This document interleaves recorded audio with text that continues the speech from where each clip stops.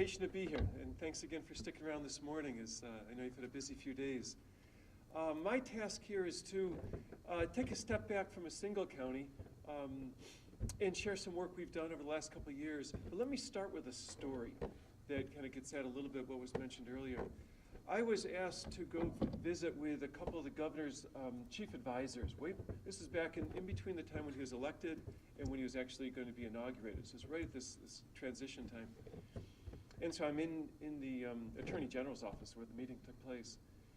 And I'm meeting with these two gentlemen, and we're having a conversation about consolidation, merger, sharing, this kind of stuff. And they said, we believe there's billions of dollars in savings in if we could just get these local municipalities and school districts to merge and share and so forth. I said, billions? That's real money.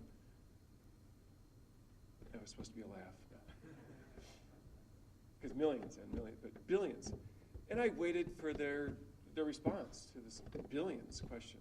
And they waited for me to say something, and I waited for them, and they waited for me. And finally, after about a minute of silence, I said, billions of savings.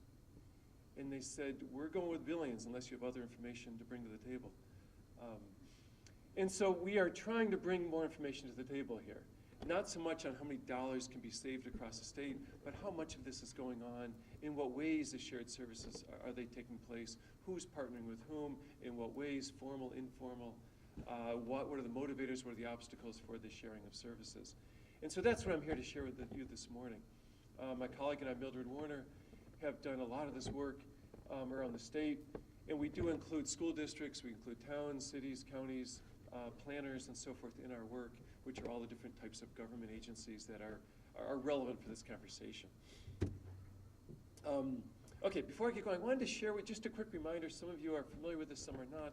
But we do have at Cornell a whole set of data tools available. If you're in search of trend data, if you're in search of maps, if you're in search of particular data points at the county level and other various jurisdictions, there's a couple websites I'll point you to. The main one is the pad.cornell.edu. It's a program in applied demography, which we partner with quite closely. And they have developed in cooperation with our work a lot of these easy access to data. So if you're ever struggling with a data question, those are good places to go. All right. Okay. Before we get to shared services, there was a movement 10, 15 years ago to privatize. And there's a lot of emphasis on privatizing. Mildred Warner had done a lot of work on this, and she follows these national trends, these national survey trends from the International Congress of Municipal Agencies or something. I forget what ICMA stands for. But they do this national survey every year. And if you look at the blue lines there, the blue bars, that's back in 2007. And you see the for-profit line is a bit bigger than in 2012. But the reverse for intermunicipal contracting. So we see these trends that we're moving less towards privatization, less towards private sector partnering, and more towards public sector partnering, and more towards this intermunicipal cooperation. So this, it's not as if the tide has passed on the privatization. That's still an issue, but what's become a much, much bigger issue nationally, in addition to New York State, is this intermunicipal agreement. Okay. We've talked about mandate relief. Let me just give you a little bit of a relative sense of where we stand in the country. We always talk about how New York State has these incredibly heavy burden of state mandates and federal mandates and so forth. And if we look at our neighboring states, Pennsylvania, New Jersey, Connecticut, Massachusetts, Vermont, and the proportion of state and local expenditures that are handled at the local, or these programs that are handled at the local level, you see New York State ranks first in our region with 64% of the local expenditures being mandated by the state. It's really quite a heavy burden. And so what you're feeling is right. I mean, these very heavy burdens. And in relative terms to other states in our region, we have a much heavier local burden than in the other states. Schools, I always bring up schools partly because of the mixed relationship, municipal exchange, where we have the school boards, we have the counties, we have the cities, and we have the towns coming together. And it's really interesting and important partnership. but also because they're the ones that people can vote on directly vote on their tax levies, and that they're an expensive operation, and when people think of local property taxes, they think of their school tax bill. And in this, New York State ranks 37th in the percent of local revenue from state government. And there's 12 states with lower state contributions and 37 states with higher state contributions. So again, this burden is felt much more locally than in most other states across the country. Okay, I'm going to report on some data that we collected in 2013 in partnership with these various fine organizations around the state. You'll recognize them, and we appreciate your cooperation with that. I'm sure some of you in this room actually participated in the survey. And if you want a more complete treatment of what we found and where we're going with this, there's a list of resources at the end of the slides, which I'll put up. But by all means, at any time, just give me a call or give Professor Warner a call, and we can share more fully the findings. There's a series of little short briefs that we publish on this, plus there's larger academic papers in the works. So by all means, this is just a quick snapshot today. There's a lot more to this. If you want more information, just call us, visit us, whatever you want to do. Okay. When faced with fiscal stress, how do municipalities respond? And this is counties, this is towns, this is cities. And 41% of you reported to us that you increase user fees. So when you feel the stress, here's what you do. Stress. Explore additional shared service arrangements. Fully a third have been exploring these arrangements. Now this is 2013. My hunch is this is going to go up in 14 and go up in 15 as more of this pressure and more of this pressure takes place, and the obligation to write these reports on how you're going to be saving the 1%. Personnel cuts, reductions, about a third. Reduced services, about a fifth, and so forth. You can see how this drops down. I compare this with the schools. Again, they're a big user of local property taxes and so forth. And fully 88% of them cut personnel. 3/4 explored additional shared services. And what you'll see throughout some of my remarks today and some of the little bit of data I'm going to share is that the schools are doing this at much greater rates than are the municipalities. And there's a good explanation for why that is. And part of that we call BOCES. Stephen mentioned this earlier, and I'll come back to that issue later on as far as a mechanism to facilitate the process of sharing as opposed to trying to reinvent the wheel every single time on your own. Okay, reduce services 2/3, eliminate services about half, explore consolidation with other school districts about a third. And of course, when school districts begin to talk about merging, there's enormous numbers of dollars that the state waves in front of them. Just enormous, and it's 40% of their state aid from a few years ago that they would get if they were to merge, and it's an extraordinary amount of money. You get relatively small school districts trying to merge, and there'll be $20 million waved in front of them to incentivize. There is not that incentive for municipalities to think about that.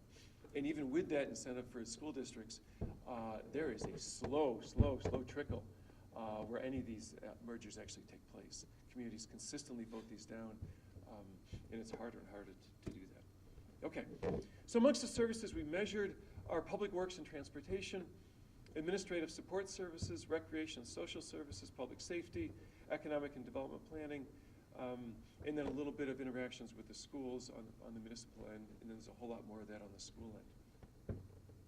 These are broad categories. You'll recognize them. You might guess where it is that you probably know where it is where you fall in these categories of where you're sharing and where you may not. Where might those different obstacles be to this kind of sharing? And what we found was about a fourth of these services are shared across all these municipalities. Okay, about a fourth, a rate of about 27%, whereas about 50% on these services for schools. Public works, public safety, parks and recreation showed the highest levels of sharing.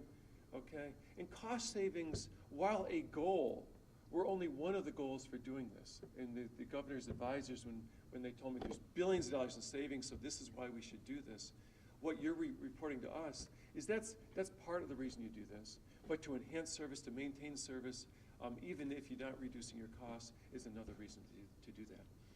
Okay. Other goals are improved service quality, and then of course regional collaboration or coordination, which we certainly believe at CARDI is really an important feature. Trying to do this alone, by yourself, that's tough. It's a tough road. Okay. All right. Before we get to the obstacles, what you report is the outcomes, you and your colleagues around the state, the outcomes of these intermunicipal shared services. Amongst public works and transportation, about half of you report some cost savings. All right. Amongst public safety, about half, and economic development and planning, about half report cost savings. With recreation and social services, it's less than half report cost savings. But for administrative support, back office services, these kinds of things that are not surprising, fully 70% report cost savings.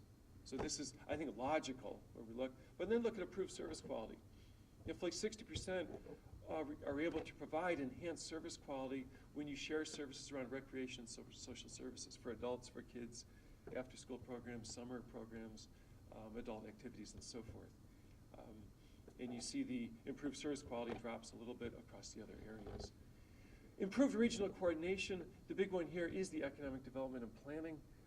We define planning in some pretty explicit ways, and that is where we approach almost 50% of those reported when you engaged in these shared services. You also found improved regional coordination, and much less so for the other areas. So those are some of the outcomes. A lot more detail we have in the different documents, and if you're interested, please let us know. Okay. Why not more cost savings? And whether the governor's office believes there's really, truly billions of dollars in savings or not, the general assumption is we are going to save money the more we can share services.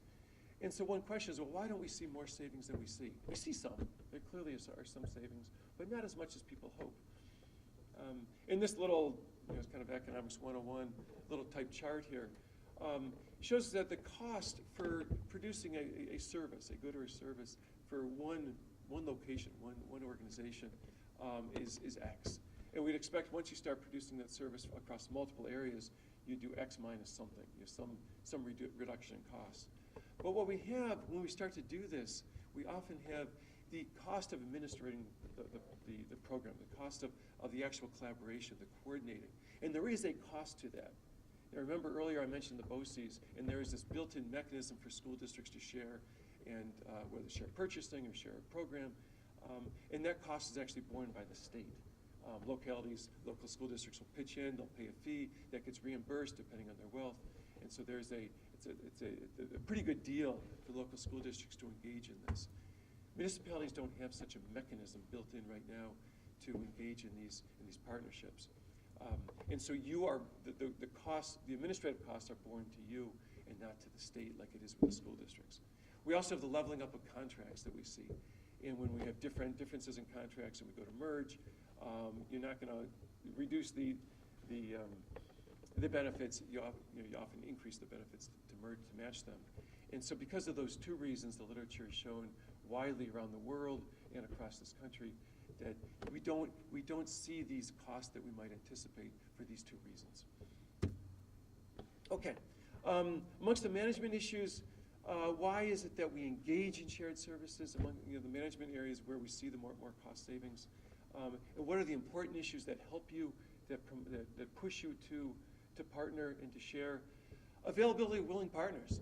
If you can find a willing partner that you trust, that you have a good working relationship with, then you're more likely to do this. Not rocket science, and it makes some sense.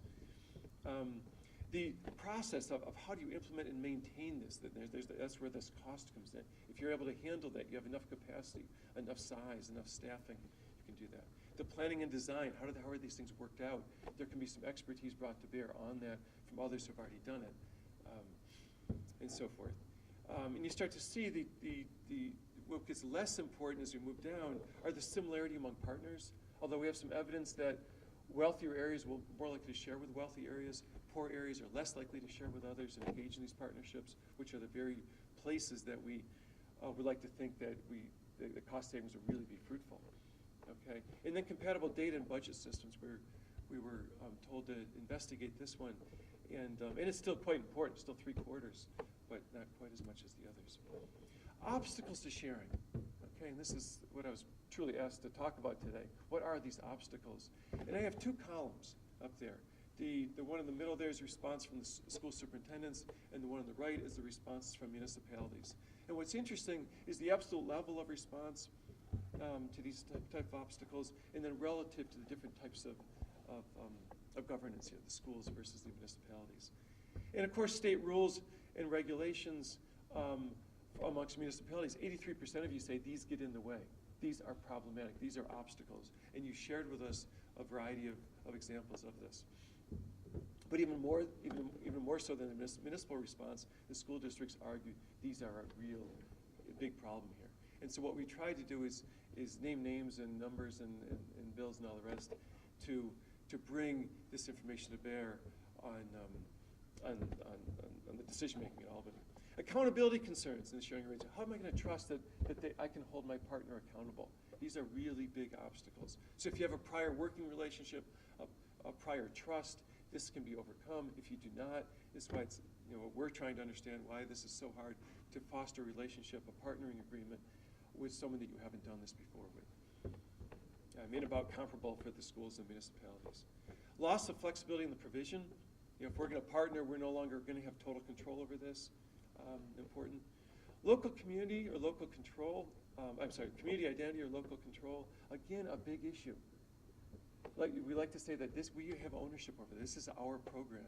And once you start to share with other municipalities or school districts, whomever it may be, there is this sense that you're telling us that that's an obstacle. We start to lose our own personal identity on that one. Restrictive labor agreements, much higher in the schools than they are in the municipalities, although they're still there, with almost 2/3 of you responding to this with restrictive labor agreements.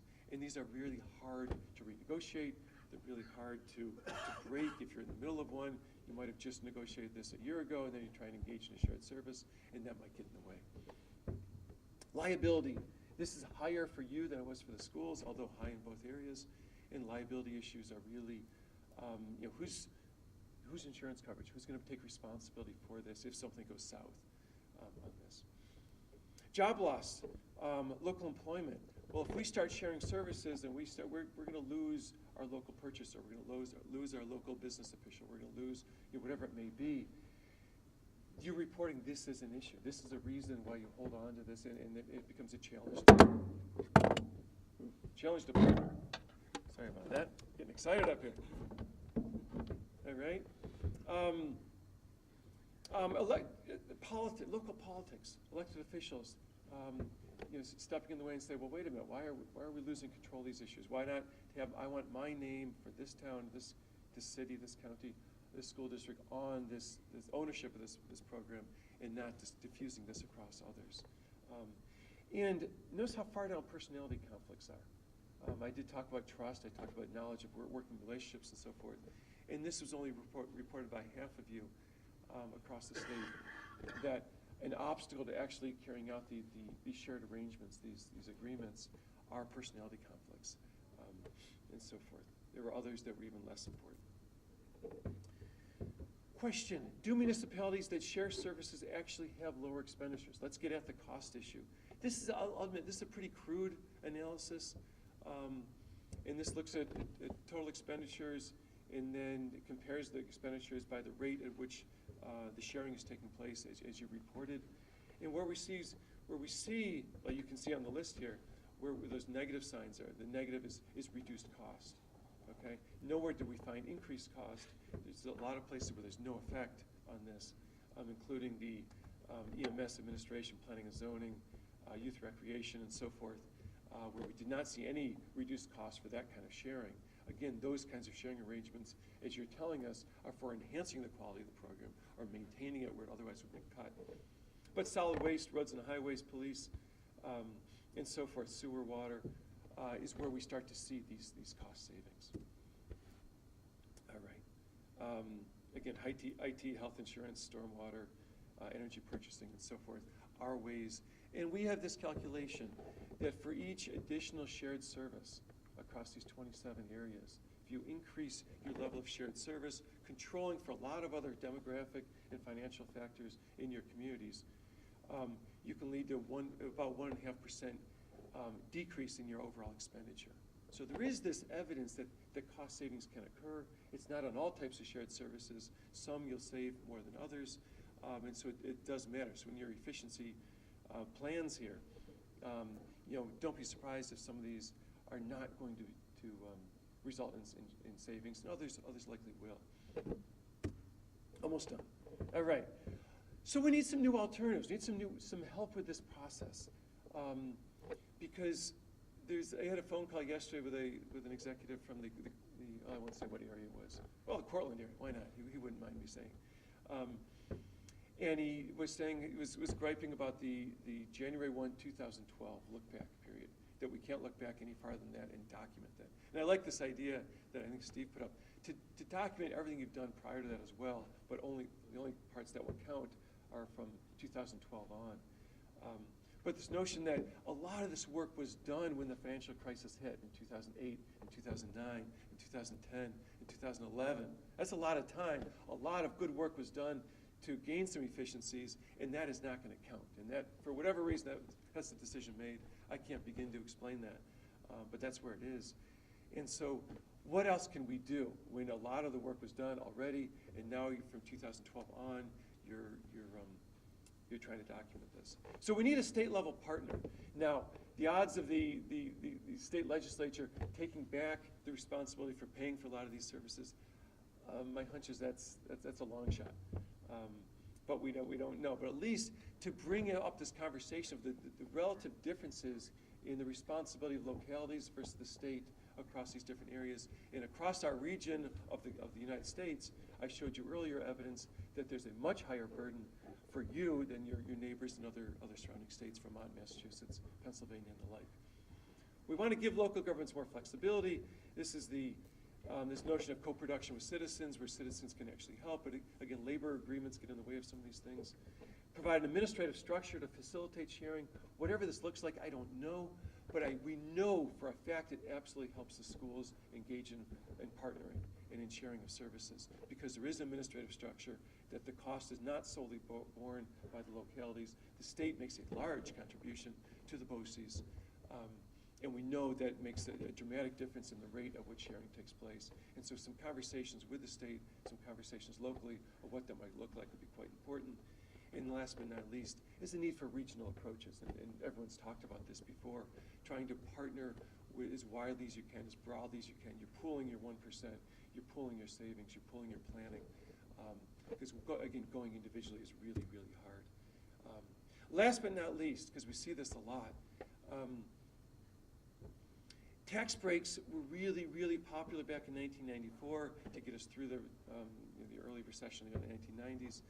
And they're a way to, they're kind of these tax giveaways, even though the literature on these, the academic literature on this shows they're not terribly effective. And there's all kinds of negativities surrounding this. And they start decreasing by 1999, and down in 2004, they're down to 55%. And notice what happened after the recession of 2008. These started creeping back up. So the kind of the tax giveaways, where it had been popular, it had been reduced. Now it's back up. So that's just a bit of context. Here are those resources I talked about. I don't have a johnsimple.org, but Mildred's got a mildredwarner.org/restructuring. You can go to that website and get these documents that I've been referring to and where a lot of this data is coming from. Or you can go to my own website, the nyruralschools.org. But these are easy to read. They're quick reads. There's a lot of charts and documents jam-packed with information. And if these are not useful enough to you, it's not specific enough, by all means, let us know, and we can do some more careful analyses for your particular regions. So with that, I'm going to stop. I thank you for your time, and I wish you luck as you do your good work in this next year. Thank you.